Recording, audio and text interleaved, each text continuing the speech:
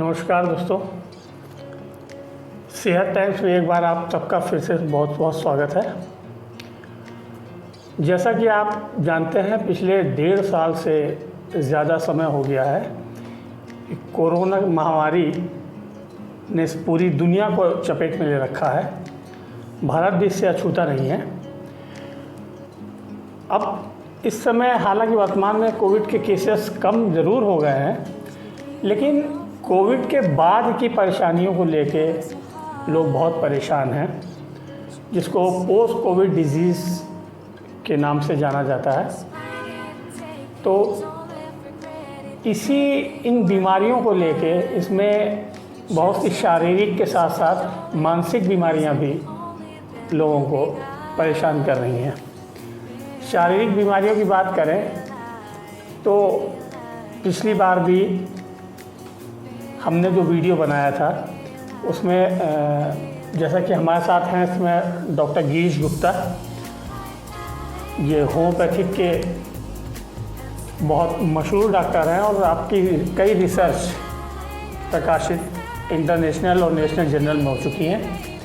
इन्हीं में से जो पिछले दिनों ब्लैक फंगस और कई तरह के फंगस के बारे में जैसा कि कहा गया, तो उस पर भी रिसर्च आपकी प्रकाशित हुई है। तो हमने पिछली बार आपसे जो बात की थी वो फंगस के ऊपर की थी। आज हम बात करते हैं कि कुछ और बीमारियों में, विशेषकर मनस्तिष्क से जुड़ी बीमारियां जिनसे लोग बहुत परेशान हैं। डॉक्टर साहब, आपका बहुत बहुत स्वागत है। नमस्कार। डॉक्टर साहब, आप इस बार ये बताइए कि इस समय आसपास जो मरीज आ रहे हैं वो कोविड के बाद में उनकी मानसिक स्थिति को लेके जो दिक्कतें उनको आ रही हैं, क्या इस तरह के मरीज भी कुछ आस पास आ रहे हैं? तो कैसे मरीज आ रहे हैं? हाँ जी, हाँ। देखिए, पोस्ट कोविड जी जो कॉम्प्लिकेशंस हो रहे हैं जी, तो इसमें बहुत सारी दिक्कतें आ रही हैं। कुछ साइकोलॉजिकल लेवल पे हो रही हैं, किसी को फिजिकल लेवल पे हो रही हैं। जी फिजिकल में सबसे ज़्यादा लंग्स जी में इन्फेक्शन होता है, लंग्स डैमेज हो जाते हैं निमोनिया की वजह से। तो उनको खांसी रहना, बलगम आना, सांस फूलना, एग्जर्शन के बाद उनकी सांस दम घुटने लगना, इस तरह की समस्याएं आ रही हैं। कुछ लोगों को पेट की भी समस्याएं, भूख न लगना और लूज मोशंस होने लगना, कॉन्स्टिपेशन होने लगना, इस तरह की, क्योंकि इसमें ओवर ड्रगिंग भी बहुत होती है, दवाएं बहुत मरीजों को दी गई जी, तो उसके भी कॉम्प्लिकेशंस आ रहे हैं जी। लेकिन जो सबसे इम्पॉर्टेंट है जी इसका जो मानसिक चिंता है, जी। जो मानसिक लक्षण ऐसे मरीजों में डेवलप हो रहे हैं, इस तरह के मरीज कम से कम मेरे पास अधिक आ रहे हैं। अच्छा। उनमें से जो सबसे इम्पॉर्टेंट मैं देख रहा हूँ कि एंग्जाइटी मरीजों को, जी एंग्जाइटी न्यूरोसिस हम लोग कहते हैं, जिसको कि हिंदी में दुश्चिंता कहते हैं जी, उसको इतनी ज़्यादा घबराहट होती है मरीजों को। कई लोग आते हैं, उनको बहुत ज़्यादा घबराहट होना, नर्वसनेस होना जी और निराशा वाली बातें मन में आना और इस तरह की फीलिंग आना कि फियर ऑफ मिसफॉर्चून, कि कुछ गलत हो जाएगा, गलत हो जाएगा जी जी और मैं ठीक नहीं हो सकता। जी। और चूँकि वो एक तरह से मौत के मुंह से निकल के मरीज आए होते हैं, तो उनमें सबसे ज़्यादा एंग्जाइटी हम लोग देख रहे हैं। ओह, तो फियर ऑफ डेथ, कि लगता है कि मैं बचूंगा नहीं, जी इस तरह के लक्षण मरीज बहुत दे रहे हैं। इसके अलावा डिप्रेशन लोगों को हो रहा है कि लोग बिल्कुल अवसाद में चले जाते हैं, जी लोगों से बातचीत नहीं करना, चुपचाप कमरे में लेटे रहना, कोई गेस्ट आता है उससे मिलने की कोशिश न करना। और हम लोग कहते हैं ड्वेलिंग इन द पास्ट, कि जो पुरानी चीज़ें उनके दिमाग में रील की तरह घूमती रहती हैं, तो वो लोग डिप्रेस्ड हो जाते हैं, उसके बारे में सोचते रहते हैं कि कितना कष्ट मैं झेल करके मैं इसमें आया। जी तो डिप्रेशन की दूसरी समस्या है। जी। तीसरी समस्या है इंसोम्निया, नींद ना आना। नींद आना।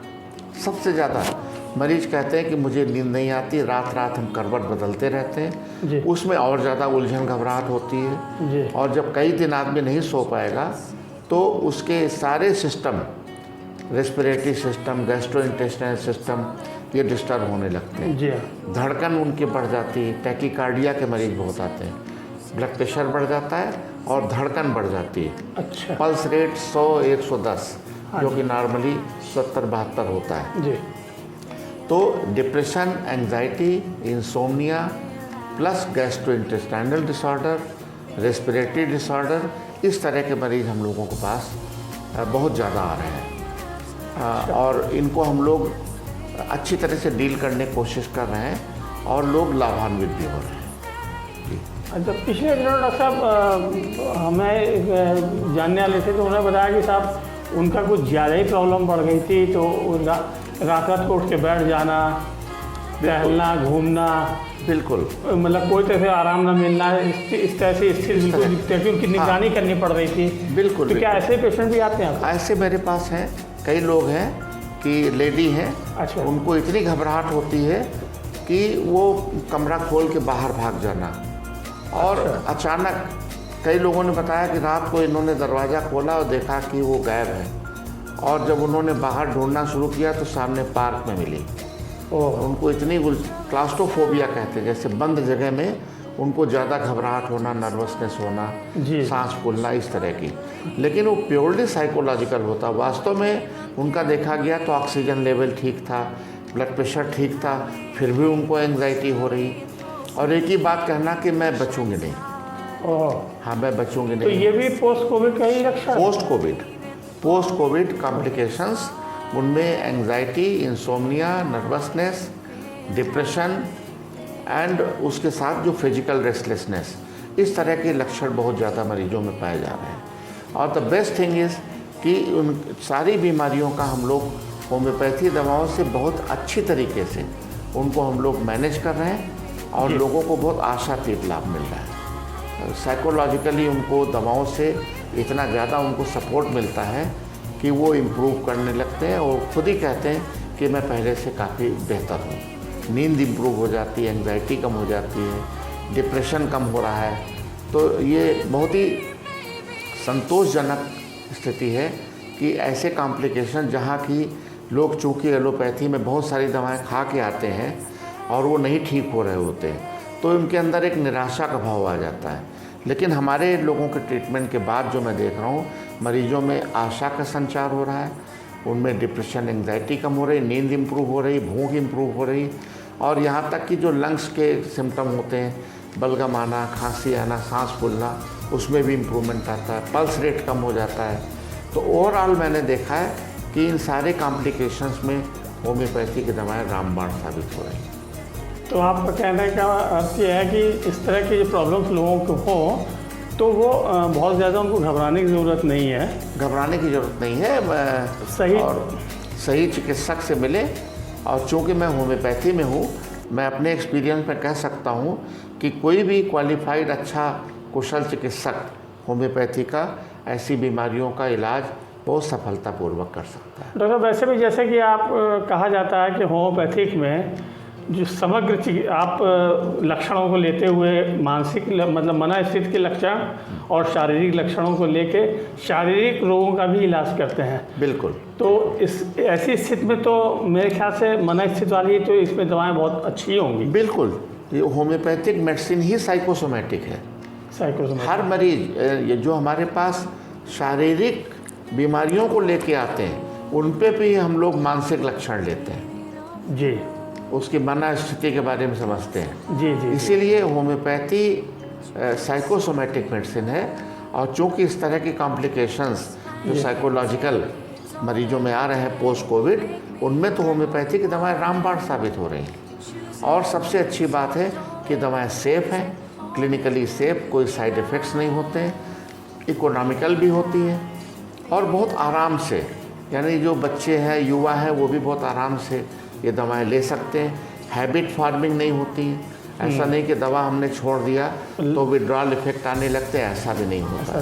तो मैं तो यही रिकमेंड करूंगा कि जो पोस्ट कोविड कॉम्प्लिकेशंस में लोग होम्योपैथिक चिकित्सकों के पास इलाज कराएं तो उनको बहुत आशातीत लाभ मिल सकता है। तो डॉक्टर साहब, क्या जैसे कि ये देखा गया लोगों को घबराहट होती है या उनकी प्रॉब्लम इस चीज़ को सोच सोच के बढ़ जाती है, तो क्या ऐसा भी संभव है कि जब उसके मतलब कोविड हो रखा है, कोविड हुआ है उस समय से कोई दवा साथ में स्टार्ट कर दें होम्योपैथिक की, जिससे कि ये कॉम्प्लिकेशन बाद में ना हो पाए? ऐसा तो कहना बड़ा मुश्किल है, लेकिन जिस समय लोगों को कोरोना भी था तो हजारों लाखों लोगों ने होम्योपैथी में ट्रीटमेंट लिया। एलोपैथी का जो प्रोटोकॉल था उसके साथ साथ लोगों ने होम्योपैथी दवाएं लिया। जी। मेरा खुद अपना एक्सपीरियंस है। मेरे परिवार में हमारे कई रिश्तेदारों में लोग कोविड पॉजिटिव हुए और उन्होंने एलोपैथी का जो प्रोटोकॉल में जो दवाएं दी जा रही थी वो चल रही थी। उनके साथ साथ जितने लोगों ने होम्योपैथी की दवाएं लिया, किसी को हॉस्पिटल नहीं जाना पड़ा। तो बहुत अच्छी बात है। किसी को हॉस्पिटल नहीं जाना पड़ा, वो घर में रिकवर कर गए। अगर उनको कंपेयर करिए जो और लोग जो सिर्फ एलोपैथिक प्रोटोकॉल में थे, वो अगर इम्प्रूव नहीं किए, हॉस्पिटल जाना पड़ा।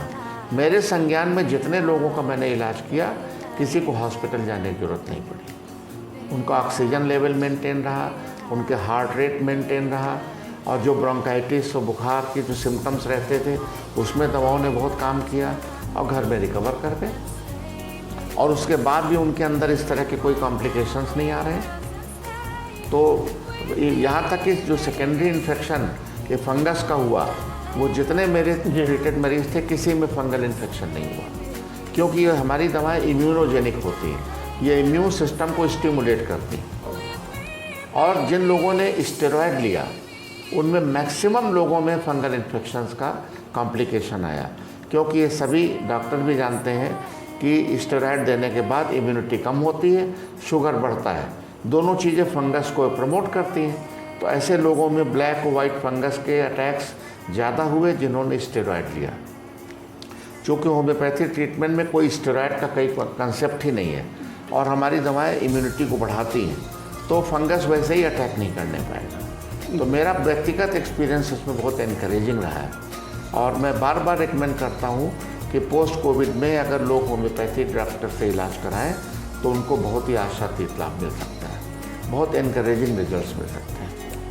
चलिए डॉक्टर साहब, ये बड़े अच्छी आपने जानकारी आज दी, क्योंकि आज पोस्ट कोविड की समस्या से लोग इतना लोग जूझ रहे हैं। चूँकि लोग जूझ रहे हैं तो हमारी सरकारों और हमारे अस्पतालों के डॉक्टर्स को भी उनके लिए विशेष इंतजाम करने पड़ रहे हैं। बाकायदा अलग वार्ड बन रहे हैं, पोस्ट कोविड वार्ड बने हैं, पोस्ट कोविड क्लिनिक्स बनी हैं। हाँ। तो ऐसी स्थिति में कम से कम आपके पास ये जो होम्योपैथिक में आपने बताया कि एक उनके पास मार्ग है, ये उम्मीद करते हैं उनके लिए बहुत अच्छा साबित हो सकता है। बिल्कुल।